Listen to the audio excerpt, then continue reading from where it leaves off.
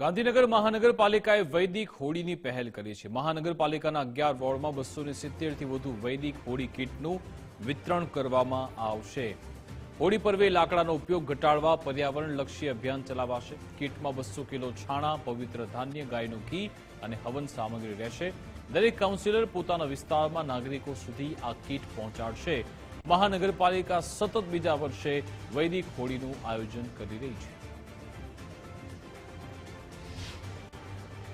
ગાંધીનગર મહાનગરપાલિકા દ્વારા આવનાર હોળી પર્વ નિમિત્તે સમગ્ર ગાંધીનગર મહાનગરપાલિકા વિસ્તારના તમામ વોર્ડમાં જેમ કે 11 વોર્ડમાં અંદાજિત કુલ 270 જેટલી વૈદિક હોળી કીટનું વિતરણ કરવામાં આવશે।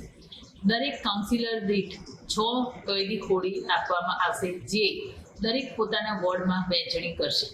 એક કીટમાં 200 કિલો છાણા, 7 પ્રકારના ધાન્ય, ગાયનું શુદ્ધ ઘી, હવન સામગ્રી, કપૂર સહિતની પવિત્ર વસ્તુઓનો સમાવેશ કરવામાં આવશે।